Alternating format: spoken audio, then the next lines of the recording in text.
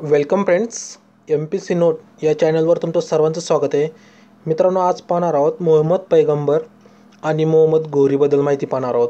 तर मोहम्मद पैगंबर यांच्या जीवन कालखंडावर आपण सर्व माहिती पाहणार आहोत की त्या काळी त्यांच्या आधी येण्यापूर्वी काय संस्कृती होती तिथं, म्हणजे अरबी देशामध्ये. नंतर इस्लामीकरण कसं झालं, मोहम्मद पैगंबर याबद्दल माहिती पाहणार आहोत. नंतर कालचा आपण व्हिडिओ बघितला असेल तुम्ही, तर मोहम्मद जे अरब व तुर्काचे आक्रमण भारतात कसं झालं, त्यामध्ये मोहम्मद बिन कासिम कसा सक्सेस झाला, चेशनामा बघितला. नंतर भारत आणि तुर्क यांचे आक्रमण कसं झाले ते आपण काल बघितलं. नंतर मोहम्मद गजनवी, बघा गजनी या प्रांतात कसा तो उदयास आला. नंतर अल-बुरुनीला कसं जिंकलं, आणि यावर जे एक्सपेक्टेड क्वेश्चन होते आपण कालच्या व्हिडिओमध्ये कव्हर केले आहेत. तुम्ही जर तो पहिला व्हिडिओ बघितला नसेल तर वर उजव्या साईडला बघा आय बटन दिला असं गोल चिन्ह आहे, त्या ठिकाणी जाऊन तुम्ही तो पाहू शकता. आजच्या व्हिडिओमध्ये बघा आपण मुइझुद्दीन मोहम्मद घोरी पाहणार आहोत. त्यानंतर सेल्जुक जे साम्राज्य होतं ते कसं नष्ट झालं ते पाहणार आहोत. नंतर घोरी जे मोहम्मद घोरी म्हणतो ते गजनीचे ते कसे शासक झाले ते सुद्धा माहिती पाहणार आहोत. नंतर जे मॅपनुसार आपण सगळ्या गोष्टी कव्हर करणार आहोत. बघा तुम्हाला स्क्रीनवर दिसत असेल तर मोहम्मद घोरीने भारतावर आक्रमण कसं केलं, त्यानंतर जे मोहम्मद घोरी होता त्यांनी त्याच्यामुळे 2 जे युद्ध घडले बघा ते सुद्धा आपण पाहणार आहोत. नंतर मोहम्मद घोरीचा मृत्यू कसा झाला, त्याचे चलन कोणते होते, त्याचे यशस्वी होण्याची काय कारणं होती ते पाहणार आहोत. नंतर त्याचे जे नाणे होते त्याच्यामध्ये काय वैशिष्ट्य होते ते सुद्धा आपण पाहणार आहोत. आणि त्याच्या रिलेटेड जे गजनी प्लस जेवढा आपण टॉपिक कव्हर करणार आहोत तर त्यावर असणारे एक्सपेक्टेड क्वेश्चनसुद्धा आपण कव्हर करणार आहोत. तर त्याच्यामुळं आजचा व्हिडिओ खूप स्पेशल आहे मित्रांनो. तर मित्रांनो, तुमच्या सर्वांना एक विनंती, जर तुम्ही आपल्या चॅनलला अजून सबस्क्राईब केलं नसेल तर नक्कीच सबस्क्राईब करा. चला आपल्या व्हिडिओला सुरू करूया. पहिल्यांदा पहा मोहम्मद पैगंबराबद्दल. पहा मित्रांनो, तुम्हाला स्क्रीनवर दिसत असेल की मोहम्मद पैगंबर. बघा मोहम्मद पैगंबर हे कोण होते, जे इस्लाम संस्कृती आली किंवा इस्लाम जो धर्म आला तर त्यांचे जे पाया घातला ते मोहम्मद पैगंबरांनी घातला. ते कोण होते, Muhammad was the Arab political, social आणि रिलिजियन लीडर होते. बघा म्हणजे ते अरबी पॉलिटिकल, सोशल आणि रिलिजियन लीडर होते. त्यांच्या चिल्ड्रनचे नावं काय आहेत, फतिमा बिन मोहम्मद आणि रिकायत बिन मोहम्मद नाव होते. बघा जे इस्लामीकरण सुरू झालं बघा त्यांचा कालखंड आहे मोहम्मद पैगंबरांचा 571 AD ते 632 AD दरम्यान, म्हणजे जवळजवळ 61 वर्ष काय झाले, म्हणजे त्यांचा कालखंड राहिलेला आहे. बघा तर इस्लामीकरण म्हणजे 632 बघा त्यांचा मृत्यू झाला. त्याच्या आधीच नॉर्मल सुरू झालं पण 650च्या आसपास काय झालं, मोठ्या प्रमाणावर इस्लामीकरण सुरू झालं, ते पण ताकदीच्या जोरावर.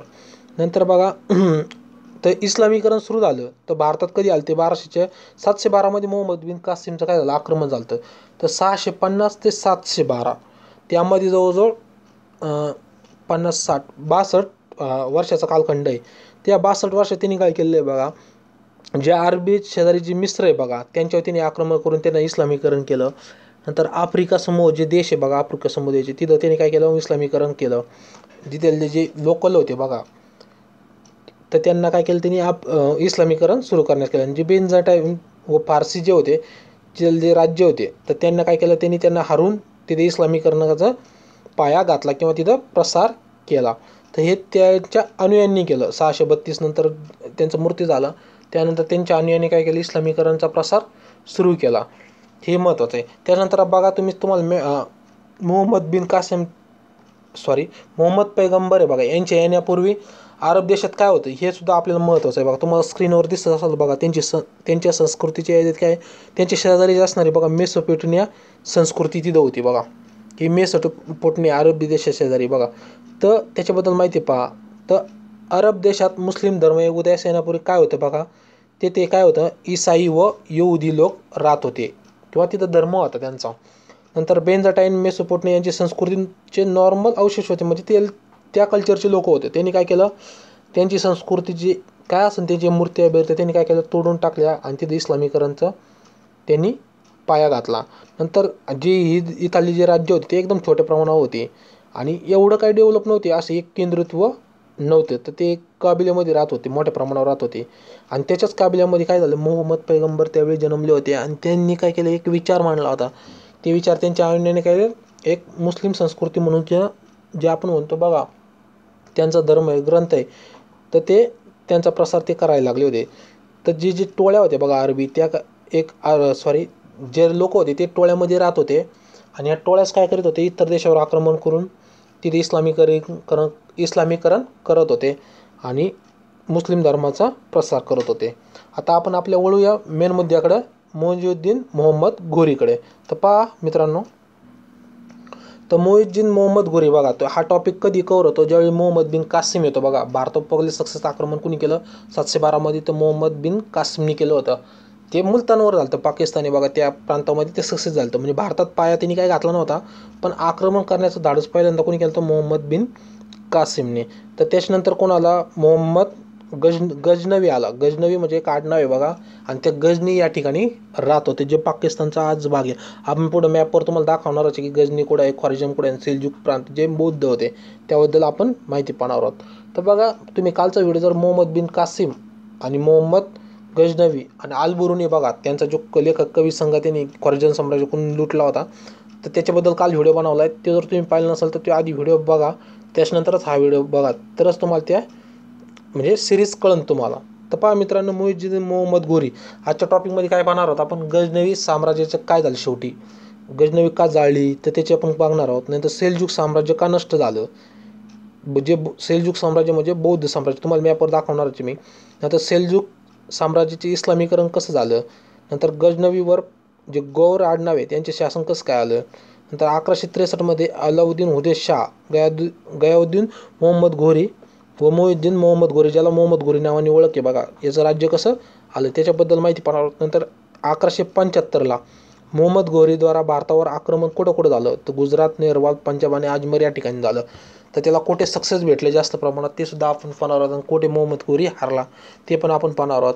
नंतर मोहम्मद घोरीचं काय चालुक्यवंशी जेव्हा चालुक्य जेव्हा म्हणतो ना आपण सध्या, गुजरातच्या अलीकडे बघा, खाली मी मॅपवर दाखवणार तुम्हाला. तर तिथं त्यांचं आक्रमण झालं होतं भीम 2वर, तर युद्ध झालं होतं, कोण भीम विजयी झालं तर त्याच्याबद्दल पूर्ण डिटेल माहिती पाहणार आहोत. नंतर पंजाब आक्रमण झालं होतं बघा, जे पंजाब आपण बठिंडा आहे बघा शेजारी, बठिंडा शेजारी जवळच एक सपाट मैदान, ते तराईचं ठिकाणी, तिथं युद्ध झाले होते बघा मोहम्मद घोरी वर्सेस पृथ्वीराज चव्हाणचे, जे 2 युद्ध झाले त्याच्याबद्दल आपण पूर्ण माहिती पाहणार आहोत. नंतर घोरी हा विजयी काय झाला आणि त्याला कोणी मारलं, खोकरा म्हणून ते लोक बघा, त्यांनी घोरीला कसं मारलं. तर नंतर घोरी भारतात विजयी काय झाला, कारण तो प्रथम शासक होता ज्यांनी भारतात पहिलं पाऊल टाकलं. त्याच्यानुसारच दिल्ली सल्तनत सुरू झाली. ते स्वतः नाही सांभाळलं, पण त्याचा जो दास होता, जे आपण कुतुबुद्दीन ऐबक म्हणून ओळखतो, तर त्याच्यानुसार काय झालं, भारतात जे म्हणतो ना आपण गुलाम वंश सुरू झाला. आपण दिल्ली सल्तनतचा पहिला पाया जो सुरू होतो तो मोहम्मद घोरीच्या जो दास होता कुतुबुद्दीन ऐबक याच्यानुसार सुरू होतो. तर ते आपण पूर्ण पाहणार आहोत. तर पुढची स्लाईड बघा, मी तुम्हाला मॅपवर दाखवतो मी तुम्हाला. बघा सेल्जुक साम्राज्य बघा कुठे आहे, तर हे सेल्जुक साम्राज्य बघा मित्रांनो, हे सेल्जुक आहे. आपला इंडिया इकडे आहे, इथं गजनी आहे आणि इंडिया इथं आहे बघा, असं हे भारत इकडं, आणि इकडं अरबी लोक आहेत बघा, हे तुम्हाला स्क्रीनवर दिसत असेल. हा जो कालखंड आहे ते 900 ते 1200 दरम्यान. सेल्जुक साम्राज्य बघा गजनी आणि ख्वारिझमच्या साम्राज्याच्या मध्ये बघा, हे काय होतं सेल्जुक, आणि इकडं काय आहे गजनी, इथं यांच्यामध्ये सेल्जुक होता, जे बौद्ध होते. तर यांचं पतन कसं झालं तर बघा ते मित्रांनो, तुम्हाला आता इंडिया थ्रू दाखवतो. गजनीच्या शेजारी इकडं काय आहे, तर बघा तुम्हाला स्क्रीनवर दिसत असेल, एक मिनटं बघा, इंडिया थ्रू तुम्हाला दिसत असणार बघा, इथं गजनी होतं एम्पायर, सॉरी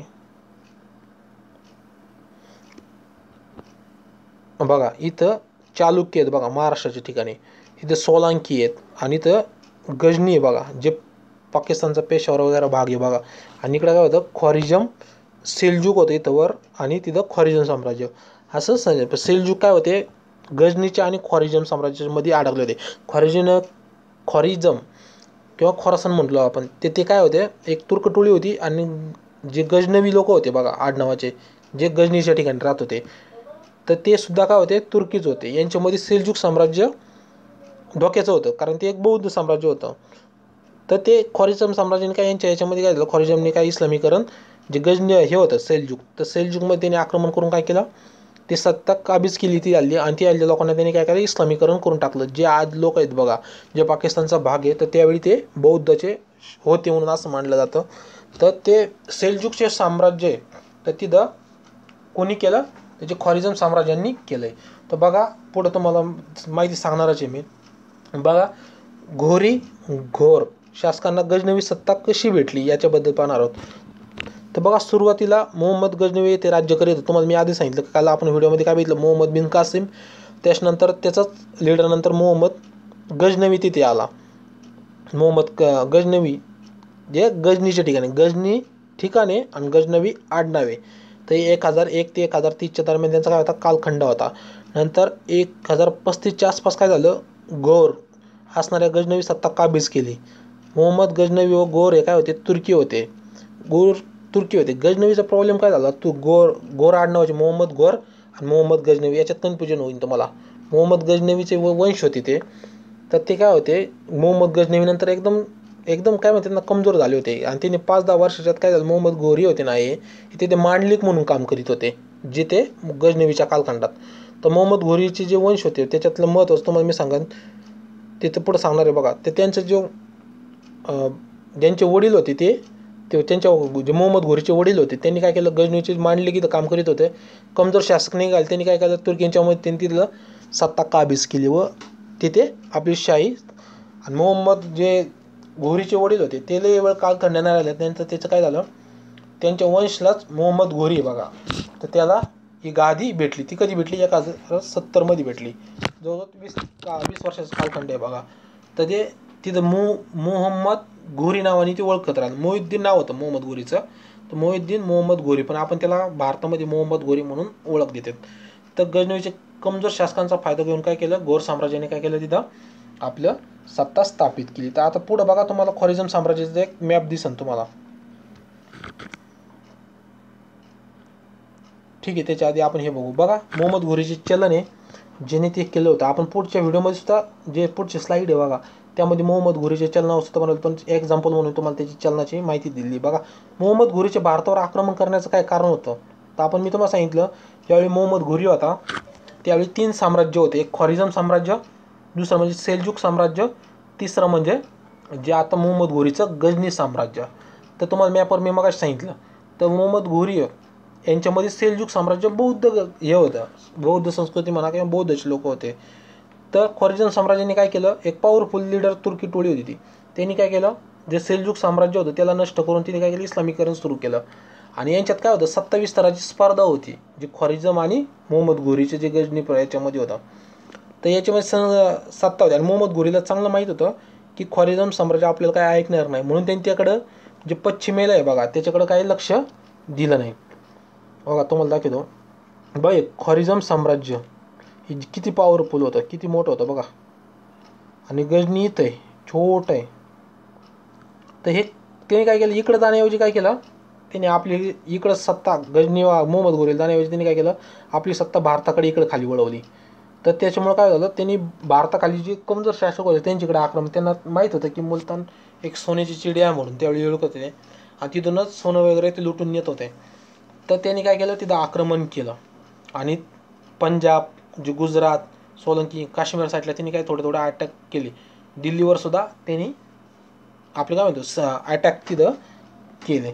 नंतर बघा, तुम्हाला आता मॅप दाखवला ख्वारिझम साम्राज्याचं किती पॉवरफुल होतं. त्याच्यामुळे ते मोहम्मद घोरी त्यांच्या काही नादी लागला नाही, त्यांनी भारताकडेच वळवलं. आता भारता थ्रू मॅप बघा, गजनी साम्राज्य इकडं ख्वारिझम होतं आणि इथं गजनी साम्राज्य हेड होतं. त्यांनी काय केलं, इथं इकडे गेले मुलतान, पाकिस्तान, आणि इकडं गुजरात आहे बघा, इकडे त्यांनी काय केलं, अटॅकला सुरुवात कोणी केली, मोहम्मद घोरी. ध्यानात ठेवा, गजनीचा शेवटचा शासक होता मोहम्मद घोरी, जो 1035च्या आसपास होता. तर ते तुम्ही लक्षात ठेवा. आणि त्यांनी भारतावर पहिला मुस्लिम शासक कोणी ज्यांनी पाऊल ठेवलं, तो कोण होता, तो मोहम्मद घोरी. हे पण आपण पुढं क्वेश्चनमध्ये पाहणार आहोत. तर बघा, एक मिनटं, मोहम्मद घोरी किंवा मोहम्मद घोरीचे भारतावरील आक्रमण एक चार्ट केलेला आहे बघा मी. तुम्ही बघा, 1175 त्यांनी काय केलं, पहिलं आक्रमण मुलतानवर केलं. तुम्हाला स्क्रीनवर दाखवतो बघा, इथं मुलतान आहे, इथं मुलतान आहे, इथं जवळ मुलतान. तिने पहिलं आक्रमण 1135 इथं केलं. 1175. नंतर गुजरातच्या ठिकाणी केलं इथं दुसरं.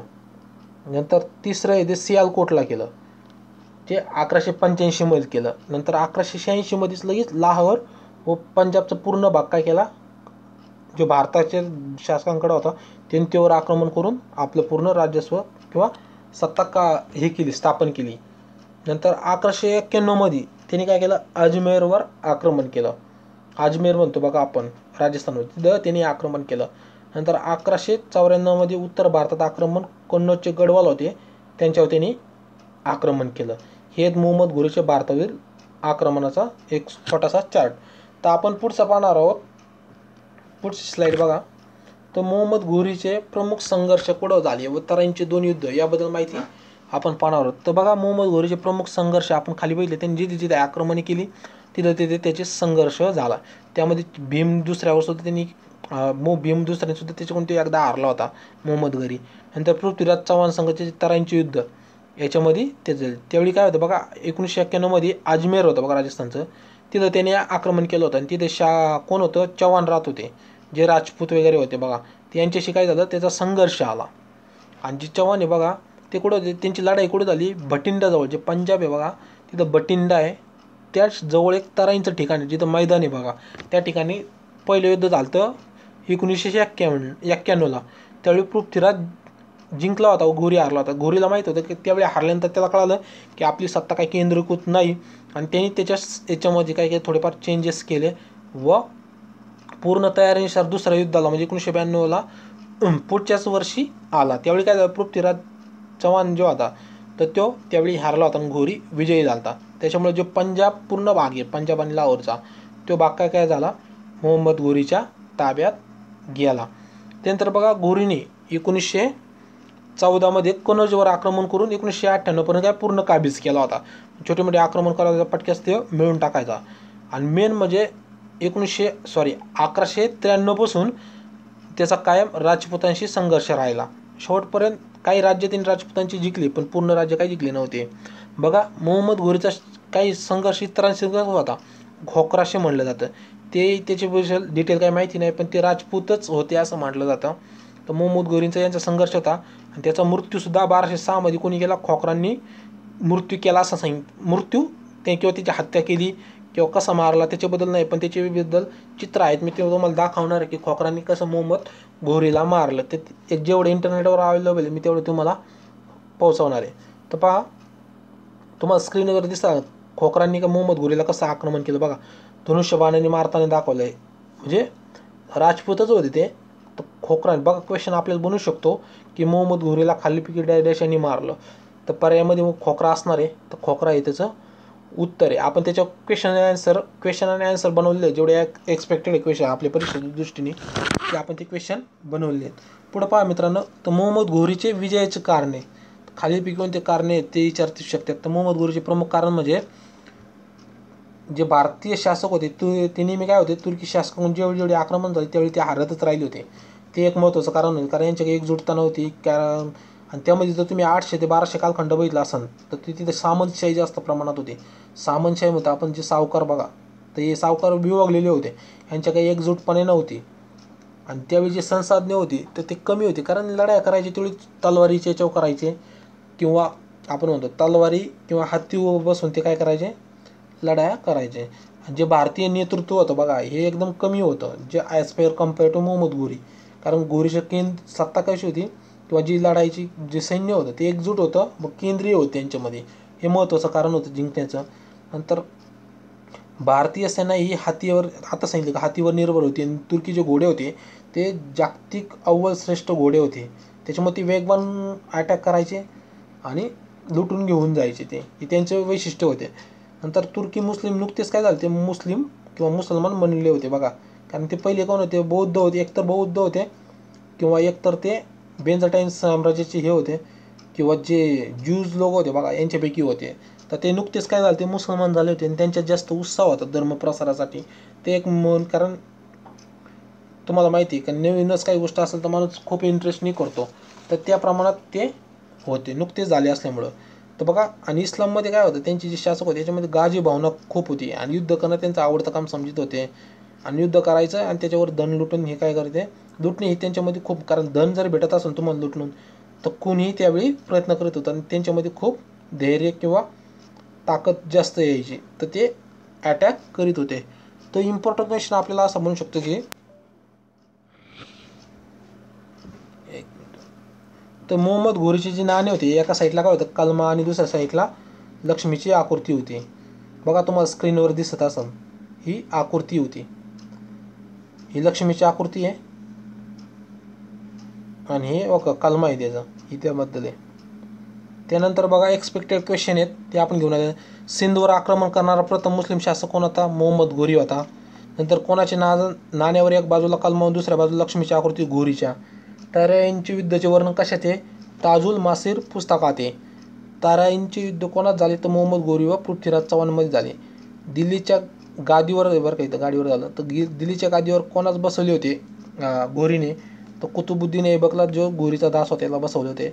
घोरीची हत्या कोणी केली? खोखरांनी केली होती. क्वेश्चन हमखास बनवू शकतात. मोहम्मद घोरी गजनीत परतण्यापूर्वी भारतात कोणाला नेमलं होतं? तर ते ऐबकला नेमलं होतं. भारतात पहिली मुस्लिम सत्ता कोणी स्थापन केली? ती मोहम्मद घोरीने केली होती. कुतुबुद्दीन ऐबक हा मोहम्मद घोरीचा कोण होता? तर हा कोण होता? गुलाम होता. ॲन्सर मी दिलं नाही पण गुलाम होता. भारतात 800 ते 1200 कालखंडात हा सावकारी होता. जी युरोपात बघा त्यांची 1600 आधी काय होतं, हे सामंतशाही होती. त्याचप्रमाणे भारतात 800 ते 1200 कालखंड हा सावकारी व सामंतशाही होता. अशा प्रकारे आजचा व्हिडिओ आपण इथे संपला. तर पुढच्या व्हिडिओमध्ये आपण काय करू? गुलामवंश सुरू करणार आहे 1206 नंतरचे. तर पहिले 2 व्हिडिओ नक्कीच अभ्यासा खूप चांगले आहेत. पहिल्या व्हिडिओमध्ये आपण मोहम्मद बिन कासिमवर लिहिलं आहे, नंतर मोहम्मद गजनीवर लिहिलं आहे, अल-बुरीन कोण आहे त्याच्याबद्दल लिहिले. दुसरा व्हिडिओ आजचा आहे जो, त्याच्यामध्ये मोहम्मद पैगंबर आणि मोहम्मद घोरीबद्दल पूर्ण माहिती दिली. मग तुम्हाला याचे करून जे 600च्या कालखंडात इस्लामी संस्कृती सुरू झाली किंवा धर्मप्रचार सुरू झाला तो 1707च्या आसपास कसा कमी प्रमाणात झाला, म्हणजे औरंगजेबपर्यंत चांगल्या प्रमाणात होता असं म्हणलं जातं. तर ते त्याची माहिती पूर्ण पाहतोय. तर पहा मित्रांनो, आजचा व्हिडिओ कसा वाटला तुम्हीच कमेंट करून सांगा. तर व्हिडिओ जर आवडला तर व्हिडिओला लाईक करा. काही जर त्रुटी असेल तर नक्कीच सांगा, कारण ते पुढच्या व्हिडिओमध्ये आपण दुरुस्त करू. आणि तुम्हाला जर व्हिडिओ आवडला तर नक्कीच व्हिडिओला लाईक करा, चॅनलला सबस्क्राईब करा. थँक्यू मित्रांनो, व्हिडिओ पाहिजे. धन्यवाद.